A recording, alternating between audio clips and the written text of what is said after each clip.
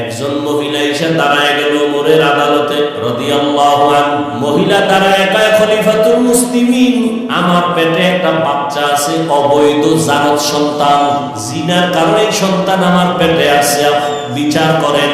দুনিয়াতে আমার বিচার করে দেন, আমি মরার পরে জাহান্নামে যেতে চাই না। ওমর নরম না গরম? এই তরবারিওয়ালা আসুসনি, আল্লাহটা ফালায় দিবি, রেডি কর। হযরত আলী কয়, সাবধান, খলিফাতুল মুসলিমিন একটু শুনবেন নি কথা বলে কি? মহিলার বিচার করবেন ঠিক আছে, তবে মহিলার গর্ভের বাচ্চা তো কোনো অপরাধ নেই। হযরত ওমর চুপ হয়ে গেলেন। আলী, আপনিই সমাধান দিয়ে দেন। আলী বলে, আম্মা জান, নিরাপদে আপনি বাড়িতে চলে যাবেন, আরামে খাবেন আর ঘুমাবেন, বাচ্চা দুনিয়াতে আসবে, কোনো টেনশন নাই, বাচ্চার কোনো কষ্ট দিবেন না।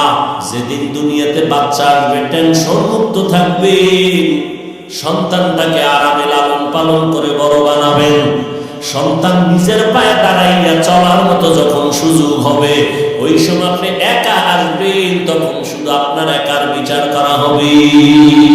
ওমরে ফারুক নিজে বলেন, যদি আলী না হইতো আমি ওমর পর্যন্ত হালাক হয়ে যেতাম। লাউলা আলিউন লাহালাকা উমার।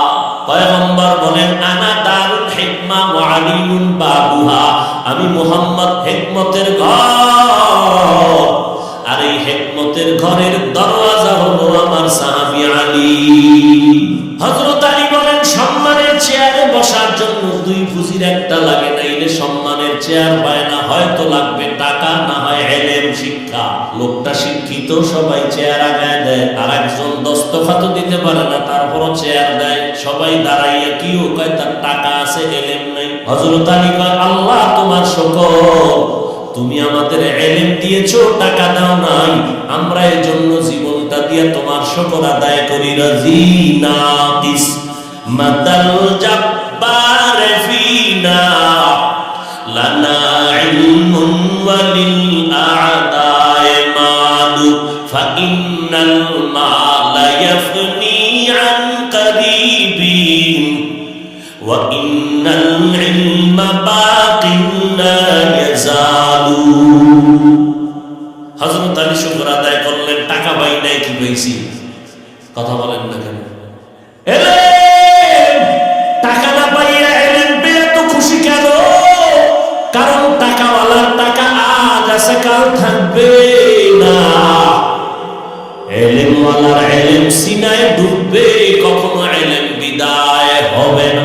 এই জন্য আমরা ইলম পেয়ে খুশি। তবে ছাত্র যারা, তাদেরকে একটু বলে যাই, ছাত্র ভাই, স্কুলে পড়ো, কলেজে পড়ো, মাদ্রাসায় পড়ো, শুনো, কখনোই তোমার ইলম যাবে না, যাবে না, যাবে না, এটাই ফাইনাল।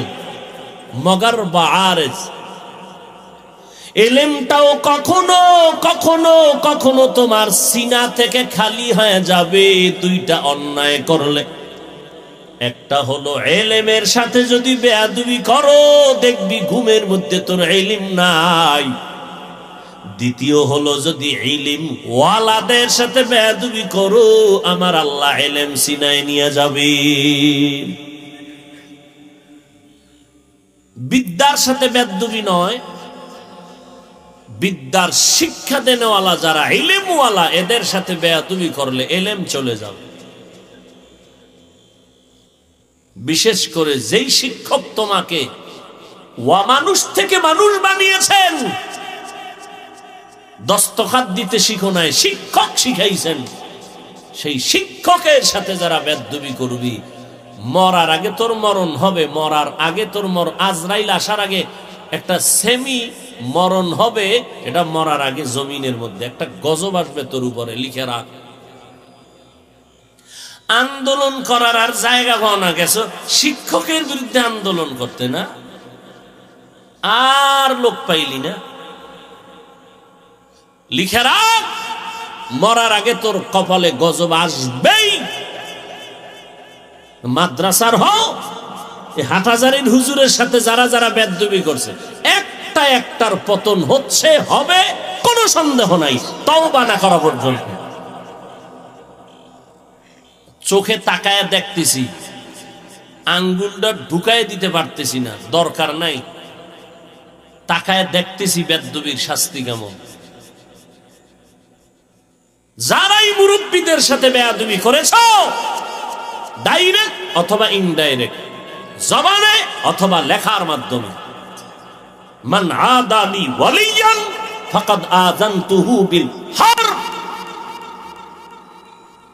আমার মাওলা পাকের প্রিয় বান্দা যারা ওয়ালি, এদের সাথে বেয়াদবি যদি করে কেউ, আল্লাহ কয় বুখারী শরীফে, নবী জানায় দেন আমি আল্লাহ রেডি, ওর সাথে যুদ্ধ হবে।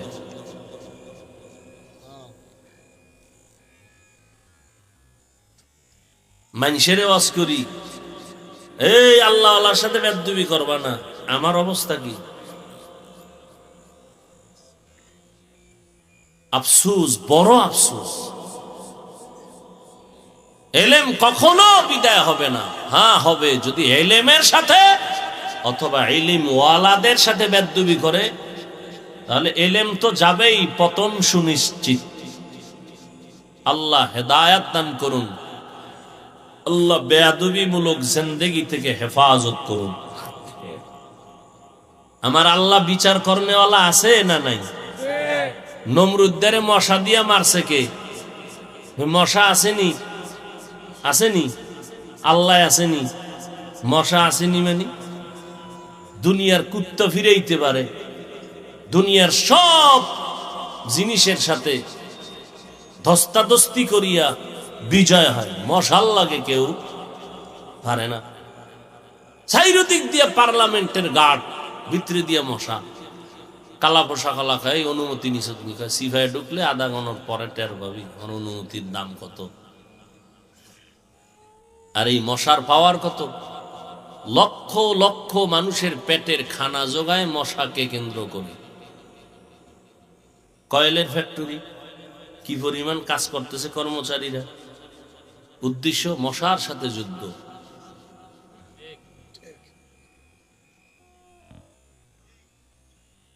ওই মশা আমার নাকের সামনেও ঘুরে, কানের সামনেও ঘুরে, ভিতরে ঢুকে না কেন? আব্বায় পাহারা দেয়। হ্যাঁ, মশারির ছিদ্র দিয়ে ঢুকেই ফেলাইছে, এসি মশারি, ভিতরে মশা। চোখ বন্ধ, তন্দ্রাচ্ছন্ন স্বপ্ন দেখতেছি বিলকিসের সিংহাসনে বসে আছে, এর মধ্যে মশার গান। ঢুকলো কিভাবে? আল্লাহ কয় দেখ, মশারি ছিদ্র দিয়ে ঢুকছে, আর তোর নাকের ছিদ্র, কানের ছিদ্র কত বড়, গান গায় ঠিক, ভিতরে ঢুকে না। নমরুদ্দেরটা তো ঢুকেই গেল, তোরটা ঢুকে না কেন? বাড়িটা মাইরে দৌড় দেয়, কারণটা কি? কে পাহারা দেয়? সেই আল্লাহরে চিনলা না। হায় হায়, আমরা মশার কাছেও কি দুর্বল। কি বাহাদুরি! খাই মিয়া, আমার চিনেননি? একজন চিনি মানি তোর 14 গোষ্ঠীর গোড়া শুদ্ধা চিনি। কেমনে? তুই নাপাক পানির জন্ম, তোর গোড়া শুদ্ধা চিনি। কেমনে? তোর ফেটে পায়খানা, তোর ঘাম থেকে দুর্গন্ধ, চিনি না মানি?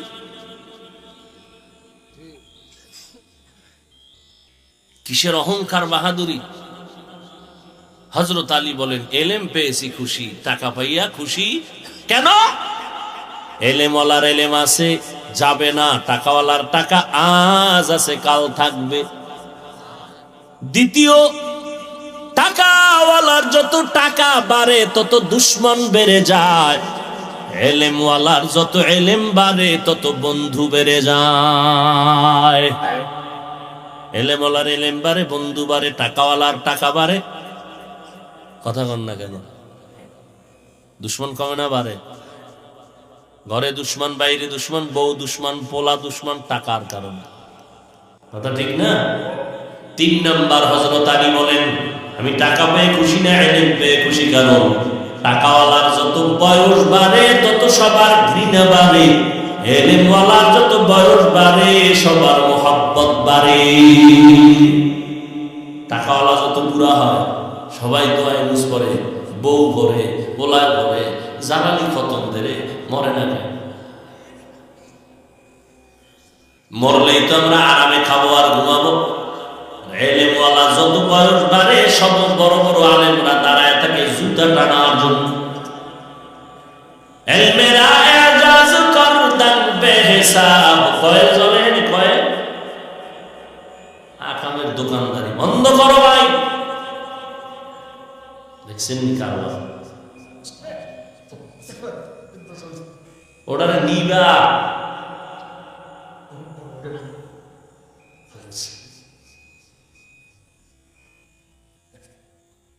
নিবে না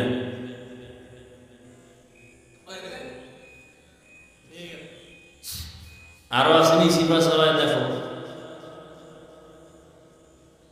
এই কয়েলের বন্ধ 2 মিনিটে কণ্ঠ বসায় মারাত্মক মশার সাইজ করতে হবে না আমগো সাইজ করে জায়গা আর কোন সোরায় যদি বিড়ি টেনে দুয়াটা দিতেই পারে আল্লাহ হেদায়েত দান করুন টাকাওয়ালার টাকা বাড়ে দুশ্মন বাড়ে টাকাওয়ালার বয়স বাড়ে তত দুশ্মন বাড়ে অন্যের দুশ্মনী বাড়ে মোহাব্বত কমে যায় ইলমওয়ালার যত বয়স বাড়ে তত মোহাব্বত বেড়ে যায় হযরত আলী বলেন দুনিয়া জিফাতু ওয়া তুল্লাবুহা কিলাব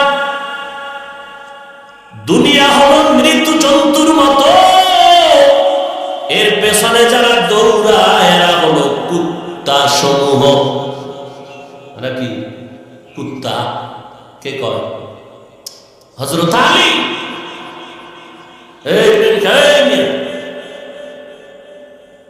আমিও যাবো পলিথিন নিয়ে বইবেন বেশি ঝামেলা মোনাজাতটা দিয়ে ভালো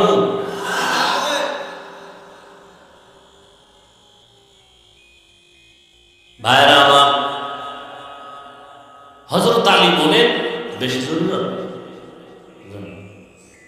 আবার কোন ঝামেলা এমনি বিপদের শেষ নেই ভাইরা আমার হযরত আলী বলেন দুনিয়া মৃত্যু জন্তু এর পেছনে যারা দৌড়ায় এরা কুকুরের সমতুল্য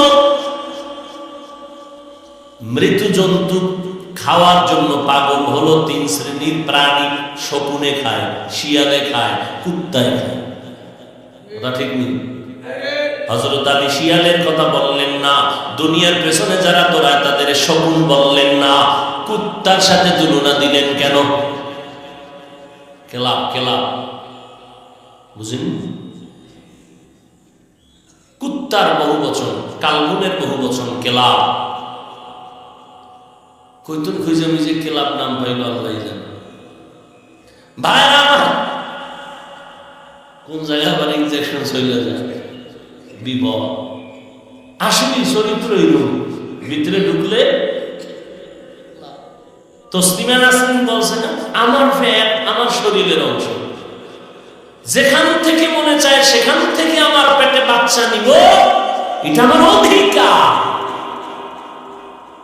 একজন স্বামী থেকে পেটে বাচ্চা নিব কেন এই আইন এটা জুলুম আল্লাহ জানেন অথচ এমবিবিএস ডাক্তার অমানুষ নাম কত সুন্দর তাসলিমা নাসরিন কি সুন্দর ওই যে কইলাম কালা মানুষ নাম রাখছে সানমিয়া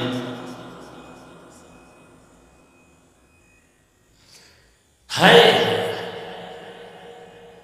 যেখান থেকে মনে চায় সেখান থেকে পেটে বাচ্চা নেয় কুত্তায় মানুষ না যেখান থেকে মনে চায় সেখান থেকে পেটে বাচ্চা নেওয়া চরিত্র এটা মানুষের না কুকুরনি এমবিবিএস ডাক্তার হয়ে কুকুরের স্বভাবের চরিত্রের সবক আসে কেন জবান থেকে কয় না সুরতে মানুষ অন্তর কুকুর থেকে খারাপ কারণ রবের শিক্ষা না পাওয়ার অভাব রবের শিক্ষা পেলে এটা হতো না এজন্য আল্লাহর নামের শিক্ষা ছাড়া শিক্ষা কেউ যদি গ্রহণ করে দুনিয়ার সব হতে পারে মানুষ হতে পারে না প্রফেসর আহমদ শরীফ কলেজে ঢুকে এই ছেলে মেয়েরা কি করো এফএম নিয়ে ব্যস্ত বন্ধ করো তোমাদের এফএম আমার নাম জানুনি কয় স্যার জানি বলো বেদবি হবে এবার হয় আমি প্রফেসর আহমদ শরীফ। জি স্যার। তোমরা শুনছো অনেকদিন ধরে মক্কা শরীফ, মদিনা শরীফ, কোরআন শরীফ, হাদিস শরীফ। জি।